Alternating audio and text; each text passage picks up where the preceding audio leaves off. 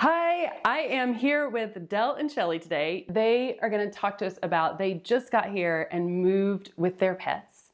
And we know that many of you, this is one of the most stressful parts of planning the move to France. I think we might have been more nervous about moving our cat, Grits, than we were Juliana. I hope she never watches this video. Okay, so Del and Shelly, will you just introduce yourselves? Let us know like how long you've been here, where you're coming to France from, just a little quick background. Sure. So we've been married about 19 years. We're in our 60s. We came to France from New Haven, Connecticut, where we lived for a few years, lived for many more years before that in Chicago, from New York and California, respectively.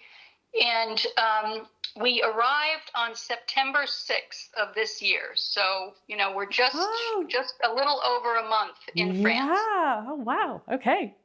That's exciting. Well, bienvenue. Welcome. Okay. So we're just going to dive right in. So first of all, did you bring all of your pets with you? Who came with you? And how did you make the decision? Tell us about that. We did not bring all of our pets. We had, in New Haven and in Chicago, we had 2 cats and a dog.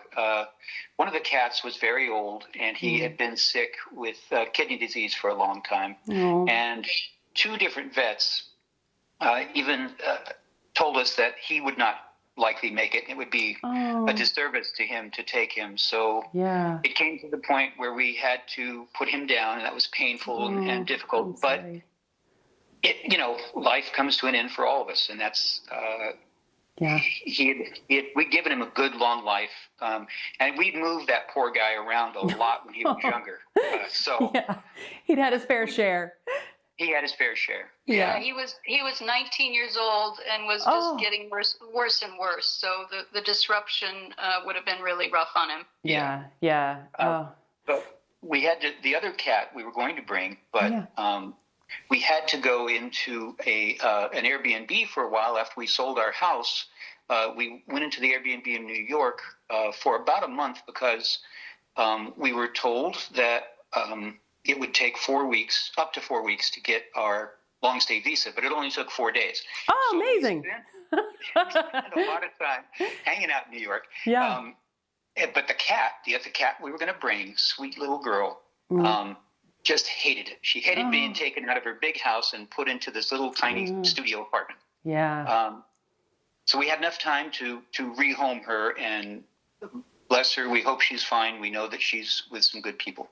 She was a rescue barn kitty and was always very, very skittish, and it was just seemed like it was just going to be really too hard on her. Yeah. And we found somebody who just loved cats and it seemed to be a good home. But I mean, it's not that it wasn't hard. It's I had a dream last night that they had snuck into our suitcase and there they were. So it's hard. It is. But I look back and I do think it was the right decision. Yeah, and for them. That's what I was going to say. Is that is the most difficult part sometimes I think of being a pet parent, is making what is the best decision for them, even if it's hard for you. So yes, that's right. Yeah. Okay. So who came with you? So Annie, our 11-year-old, 70-pound lab mix, came with us. She is a darling. She's a pretty calm dog most of the time, excited with strangers, but pretty calm. She also did have an injury that we had to deal with. She tore her. It's an ACL in humans, but animals get the same injury in her left knee. Anyway, we had her braced up, and she went through a long healing process. But that was, not that we were definitely not going to leave her, but it was a consideration. We got orthopedic surgeon sign off and checking her before we left, as well as the official, USDA certified vet. Right. Yes. Okay. Which we will get to. But first, I want to touch on actually a lot of times the first step when you're planning this move is securing housing, because you need an address for everything. Yes. So how hard was it to find housing with She's a pretty good sized dog. She's a big girl. Yeah. She is. She's a healthy, happy girl. Oh, she's beautiful. I love the pictures you guys sent us. Thanks. Thank you. She, honestly, the Airbnbs, since we weren't going to a big city, I figured it might be easier. And I found a place, we're in Ouistreham, which is on the north coast of Normandy. We're not that far from Le Havre and Honfleur, but it's a nice little place, and I found several places where you could bring a big dog. I was just looking for places where we could stay for at least 3 months with her, and they've been accepting of her. They have the hosts have their own dogs, and she gets along with them, and a big yard, and it's all enclosed, so she's very happy. And every day she wants us to take her to the beach. I don't know why.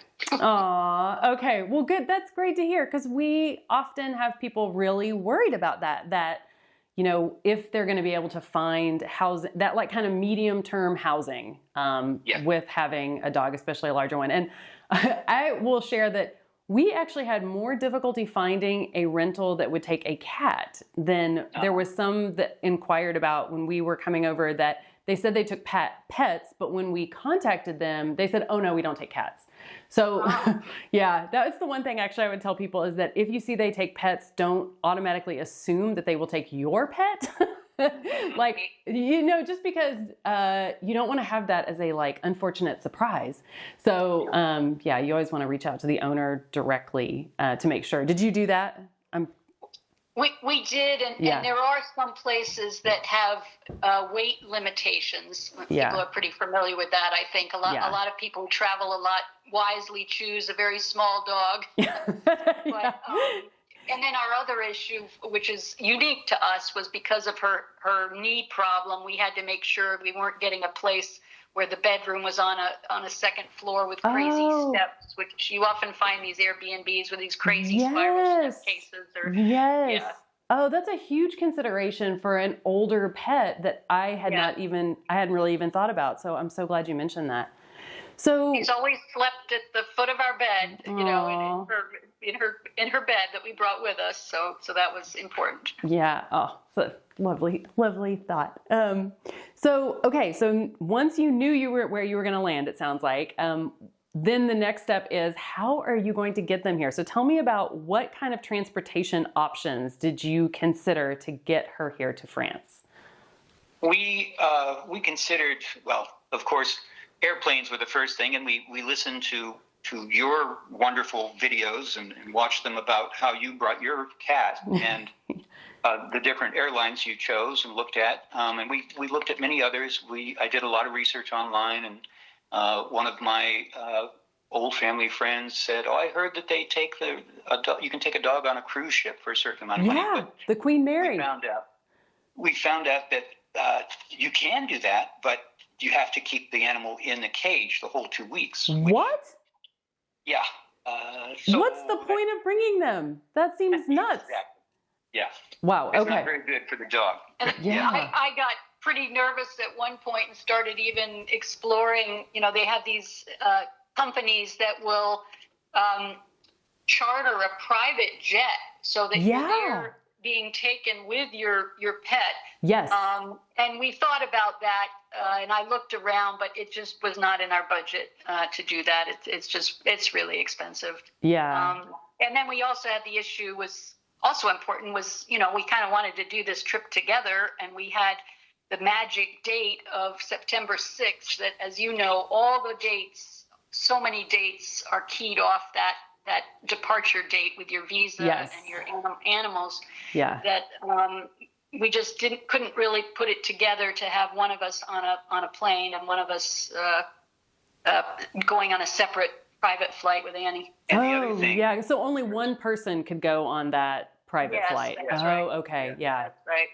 And the other place we looked at was one of these services, which are everywhere in the United States, apparently, which offer to get your pet into France or wherever you're going. Right. All they do, really, they charge you like $6,000 per pet. Yes. And they make sure that the USDA certification is done so that France will let them in the country. They take the crate and the animal from you at a certain date, and they get it to the airport. They do the exact same thing you would do. They're not waiting at the other end. They don't fly over with the dog. They don't do anything like that. So that's $6,000 we saved for nothing, really. Yeah, it just wouldn't have been worth it. We preferred to be the ones that gave her to the airline at the last minute and took care of her right before she went on the plane and all that. Yeah. Oh, absolutely. And we considered those at first because our little. I say our little guy, but he was not a little guy. He was a big orange, male tabby cat. And we were afraid he was going to be over the weight limit to travel in the cabin. So we briefly looked at one of those companies also. And I was a bit shocked by the fact that I kept trying to figure out, like, what are they going to do that I'm not going to do? But the one time I think it might be important is if you have to leave at a different time than your pet. And I think that's really the only situation so far that I've seen that it maybe makes sense for some people, because it doesn't feel that they're adding a lot otherwise to the experience. Yeah, we would agree with that. Yeah. Okay. Well, and then I guess the last thing is then, were there any particular considerations when you decided to, you're going to book her ticket and bring her to the airline yourself. Was there any considerations with choosing the airline? Well, yeah, we looked at different airlines, and of course, you hear a lot of horror stories out there. But yes, we went with KLM and Air France, who are, I think, either partners or KLM owns Air France, and they have a pretty good track record, and they give you a lot of strict requirements, but they paid off. Good. They give you the size of kennel for your animal. They tell you how they want you to prepare the kennel, prepare the animal, and all of that. And we did that, and it went very smoothly. When we got to the airport, and forgive me if I'm going ahead, but when we got to the airport and we checked in with our tickets, we told the woman at the counter about our dog, and the place to take the dog was right there. They had a large device to screen the kennel. We took Annie out of the kennel. They screened her cage, and then we put it all back together, and we put her in, said goodbye to her. They put 4 plastic zip ties on the cage, and then took her away. But they were all very nice. They were all very gentle with her, and it seemed very positive to me. Yeah, it really was. And on the human side, I mean, there was a flight attendant who, when we handed Annie over, just had a nice little chat with us about her and about her experiences with animals, and it was very reassuring. Oh, that's good. That's so good to hear. And it was the same with us. Like, Jason did a ton of research for us, it wasn't because Grits was going to stay with us in the cabin. He wasn't going in the hold, but it was a lot about finding the route that the under the seat allowance for an animal was as large as possible. And then we put him on a diet. He went on a diet before he came to France. So that was like our considerations with choosing. We ended up going with Air Canada because we were able to fly from Colorado to Montreal. We spent the night, and then we went Montreal to Lyon, and it shortened each leg of the flight. And it was the biggest airplane flying that route that we could put him under the seat with. So those were our considerations. So before you got to the airport, though, there's some prep to do with getting basically the requirements for viewers is your pet has to have certain vaccines within 30 days before they leave the country, and they also have to be examined by a USDA certified vet within 10 days to sort of certify that they are disease-free and they're healthy enough for travel and those kind of things. And you have to get a certificate back from the USDA before you leave to take with you that you are going to show to Border Patrol Customs in France when you land that says, yes, this animal has been examined and they're, healthy and okay to enter the country. So to start with, the very first thing you need is to find a USDA certified vet. How difficult was that for you guys in Connecticut? It wasn't too hard. We did get some misinformation from people at the front desk initially at one vet who thought the vet was certified and they weren't, you know. Yeah. But we ended up finding someone. They did seem to charge a little bit of a premium Yeah. for it, but that's okay. The only stressful part of it was just that since you only have that 10-day window, they have to send it off. In our case, we were in New York to Albany to send you the certificate back. We paid like $50 for, you know, expedited FedEx, but we still didn't have it like a day before we were leaving. So we were really it's a nail biter. Out. Yeah. And we had given ourselves the biggest possible window. We had made the appointment like 10 days, you know, right in the window with the vet. But we had the tracker, and I called people in Albany, and it came. So, but I think that was maybe the most stressful thing. That was the most stressful, yeah. Yeah. Let me just add that we went to our vet first, and they said, "Oh, you've got to have all your shots and everything." Well, we had to repeat all of that, so we spent that money twice because we did it again at the USDA certification. Oh, so you're kidding! Person first. No. Wow. Okay. Yeah. Yeah.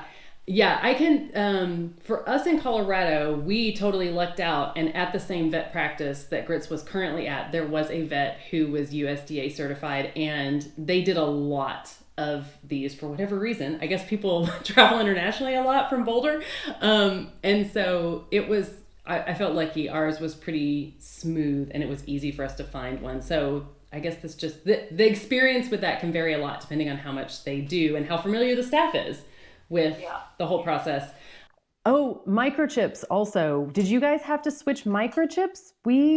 Grits, we had he was pretty old.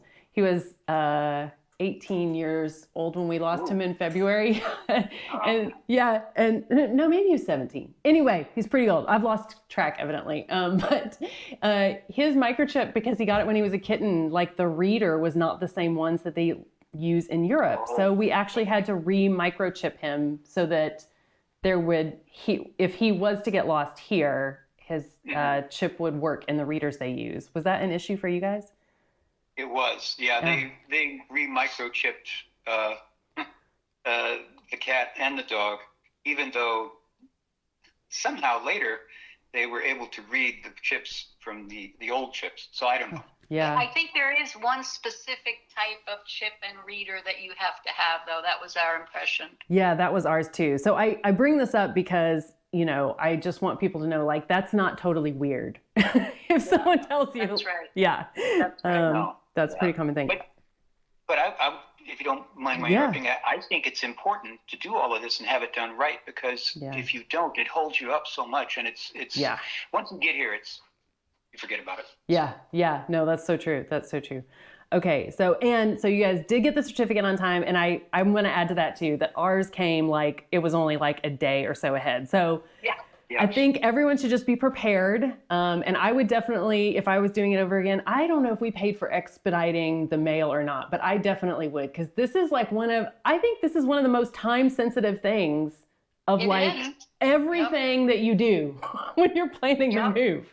Absolutely. Yeah. So, but the additional issue of being at that place in New York, and there were these guys who would take a break. It was brownstones we were in, which are, they have the stairs out front, and these guys working down the street would take their lunch break and sit on the stairs. So there were 8 big, husky, working construction guys sitting there apparently on the day that they were going to deliver it. So it would have come 2 days before, but because those guys were there, I guess that the delivery guy was afraid and didn't even drop it off. So we had to bring it back the next day. How odd. It's kind of funny. Yeah, that is kind of funny. But so I'm bringing this up just to say that I want viewers to know, almost everyone I talk to, this certificate comes in the last day or two, but I don't know anyone yet who has missed the window. So just file both of those things away. Right.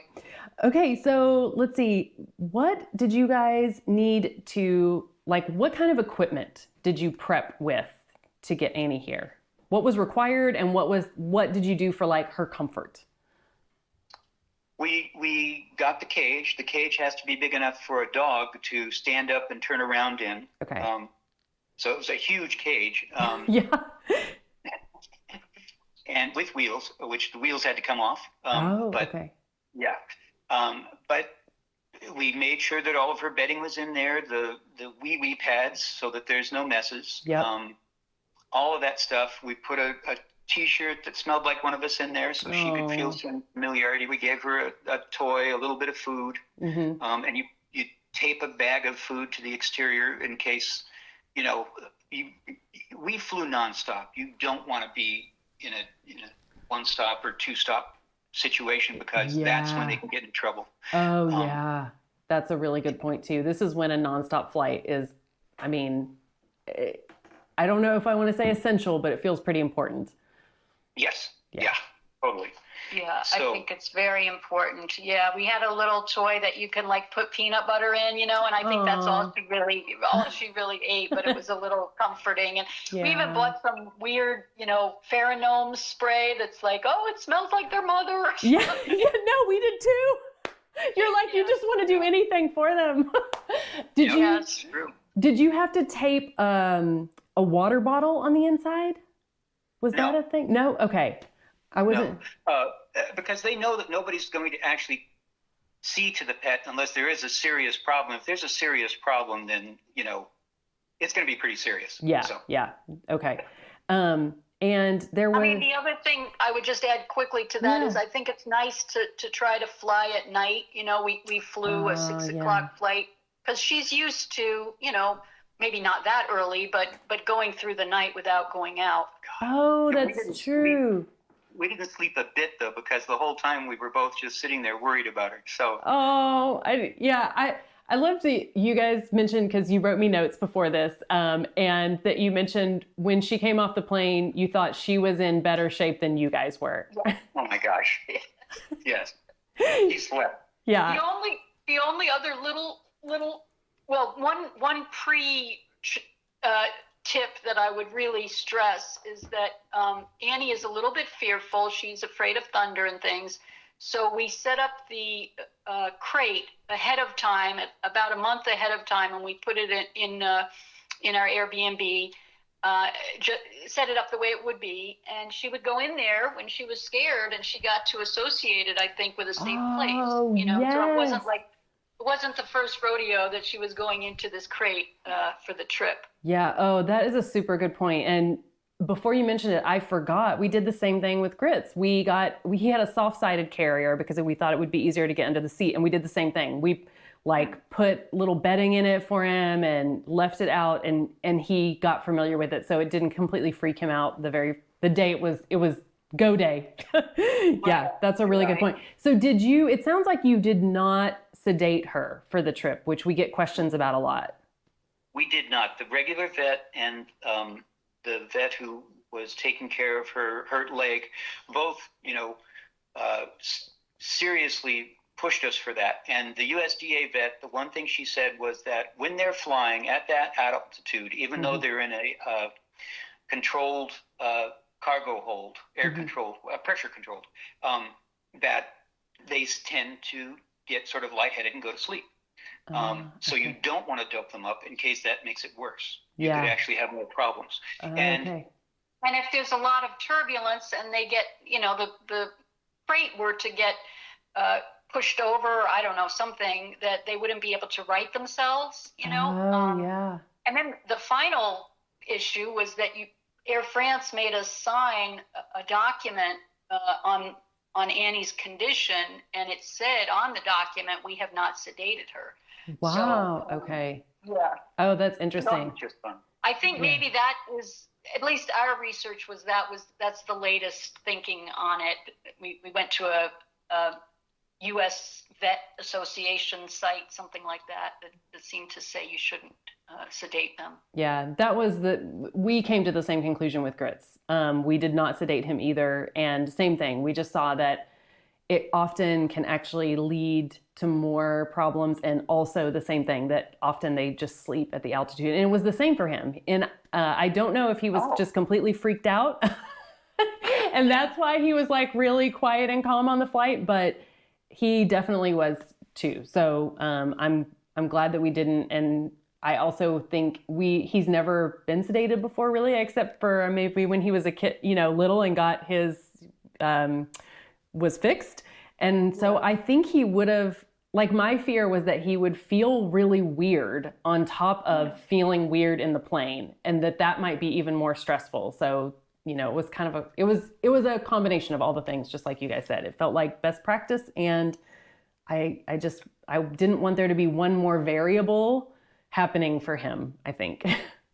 That's interesting. Every cat I've ever owned, and I've had a few, that I've put into like a carrier and taken in the car, has often cried, some more than others. And I was wondering if that would happen on the plane. That's very interesting. Yeah. Oh, we were so worried. Because he will, like, usually in the car, he hated it and he would scream all the way to the vet. And we were like, we are going to be those people that have the equivalent of the newborn baby that no one's going to sleep because Grits is going to be keeping everyone up. But he was the opposite. So I don't know what he was thinking, but yeah, we were all relieved. Everyone on the plane. So, okay. So, all right. So we've gotten over the ocean. You've met Annie at baggage claim, which that's where you got her, right? Like basically where the luggage was coming out. And what happened, like receiving her, going through border control? What was that like? So they actually had an oversized luggage, a separate place from the regular baggage pickup area that I went to pick her up. She was the only dog. The only trick there, which I would suggest planning for, is they made us use these, at least 4 of the the zip ties. Zip ties, which they use them for. They use them for a reason, I guess. They're almost impossible to get open. And we didn't have a scissors or any, on a plane, you don't bring knives or scissors. Right. So finally we were getting a little desperate because we wanted to get her right away out because she'd been so long. And Del finally found a strong pen. Oh my. And he just ripped it open, and then there was another lady with the same difficulty. So we helped her with her dog to get it out. So if people can think of, I don't know, maybe a children's scissors or something in their carry-on bag that they could bring to open that up, because that was a little stressful. And then as soon as we got her out, we took her outside at the airport, and she relieved herself, and all was well. But stressful for us, not for her. Oh man, yeah. Maybe nail clippers. I guess maybe those might. That's a good idea. That would probably work. Yeah. Yeah. Oh, I'm glad you guys brought that. Those are the things that you don't realize until you actually do it, because you've never done it before. So, okay. And then was it like, did you have to show her papers at border control? Like how, what did they take her? Like what happened when you went through? It was so funny because we talked to the flight attendant about that at JFK, and she was like, you know what? It might be that if you just act normal and just keep walking, no one will even. And that's exactly what happened. Really? We just walked out of the airport with her. Wow. Okay. And nobody even asked us. We had been so paranoid about all the paperwork. Yeah. And nobody even asked us for anything. Now it was 5 a.m. and I don't think anybody else wanted to pick up a dog and take it home at that time. Thank goodness. That's true. Yeah, that makes sense. It was pretty similar for us with Grits too. When we went through passport control, he did ask to see the certificate, but like we had all this paperwork, right? Like everything already. And he was just like, looked at it for like a second. And then, we went on through. So, okay. And so how's Annie liking France? How's she adjusting? She's doing really, really well. I mean, I think part of it is that we really lucked out with this Airbnb. I think we already said has a beautiful garden. It's like a walled garden. 2 really nice dogs that the owners have that she can play with.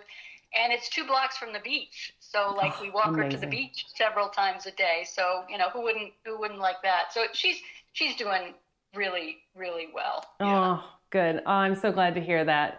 That's amazing. Well, and just for the sake of our viewers, I want to ask you guys a couple of questions now that we know Annie's made it and she's doing well, about how you guys are doing since you've newly arrived. I was curious. I wanted to ask, like, what's been, because there are so many complicated, like difficult things getting yourself here. Tell us one thing that's been easier than you expected once you got Easier. Yes. honestly, I think everybody here, the French people have been very patient and kind towards us, especially me with my horrible broken French. I was the one organizing everything. So while I was doing that, Shelley was further studying upon her years of French. So she can speak fairly well for an American just landed in the country. I can say bonjour and au revoir, and that's it. We've coffee, been there. Thanks. We have been there. Yeah.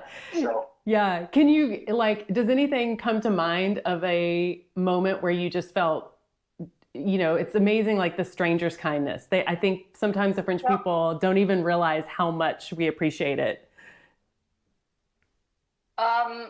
Well, I'm not a total stranger, but we were impressed that our Airbnb hosts who have 2 small children, as well as the 2 dogs, invited us to dinner after 2 weeks. 2 weeks. And it was so kind. I mean, I had heard stories about the French culture being so sort of private and protective of the household, that it would be a long time before anyone would invite you into their home. So that was really lovely. And her husband speaks actually fairly good English, so we were able to get along pretty well. But that was really nice. Also, actually, another complete stranger. We went into a small restaurant and no French whatsoever. But the owner was very gregarious, and we've been back there since. And he and I just did our best, with hand gestures and, bad grammar. And we had a lovely time, so it's really been, some of the harder parts have been things like bank cards and phones. But the interaction with people has been really lovely. Yeah, I genuinely think it's one of the things that made us feel like this was a place we wanted to stay just the French people do not have they don't get the credit they deserve, I feel like, for really like the warmth and welcoming and just like willingness to meet you halfway when you're trying as someone who's new in the country and trying to integrate. I don't think they get enough credit. No, I agree. We were on the beach the other day, sitting on the bench with Annie, and a lady comes over, sits down, not a word of English. She starts just speaking Blue Street French at me, and I do my best to respond every once in a while and nod my head politely. But yeah, we get that a lot. Yeah. That's awesome. Okay, and then we'll close out with, now that you've just completed all of those like major logistics and you're on the other side of it, although I know there's like so many things those first few months too, but like it's still pretty fresh in your mind. So what would you say for someone else who's like in the thick of all those logistics and like just like a little piece of advice for them that you can see now that you're on the other side of at least some of those? I would say that it's give yourself time once you've gotten here. It can feel, since I'm the one who was doing all the research and trying to find things, I was like gung-ho, trying to find this and that and making things work. Give yourself time because, as I think we talked about before, your body needs time to adjust to the different time zones and the new world. And I think you in a new environment, you need time to adjust. And we didn't give ourselves that. I think the first or second day, maybe the second day, we woke up at 2:30 in the morning. We're like, oh, let's get up and go. It's a little early. Yes. Yeah. It's like upside down world. I remember for those first, oh gosh, it seemed like it went on forever. I think it was really like a week, but it felt like forever. Yes, true. Yeah. And for us, a lot of things really fell into place. And looking back, I think we just, understanding that there's going to be highs and lows, and there's going to be times of fear and frustration, but taking a deep breath and seeing that it's all going to work out. Yeah. No, I think you're right. There's like I know for me as a person, I think it's really grown my ability to sort of like do what I can and then trust that it's going to be okay. Because there are so many things, honestly, that are out of your control. That can be so difficult. But but I feel like it's always worked out, or sometimes when something has happened that's different than what I was angling for or expecting, oftentimes it's actually been better. So yeah, that's right. Yeah. Yeah. Okay. All right. Oh, sorry. Go ahead. One last thing, if you don't mind. Yeah. We were going to move here some years ago, before the pandemic anyway, but it helped us a lot to see people like you and Jason, seeing your videos and seeing the advice you had, because otherwise we were just, trying to reach out to strangers, and you didn't always get the response that you folks are genuinely helpful. So that's a big plus, and it helped us tremendously. Oh, thank you. That makes us incredibly happy to hear, because it makes it definitely feel like a worthwhile endeavor. So I'm excited for you guys. Okay.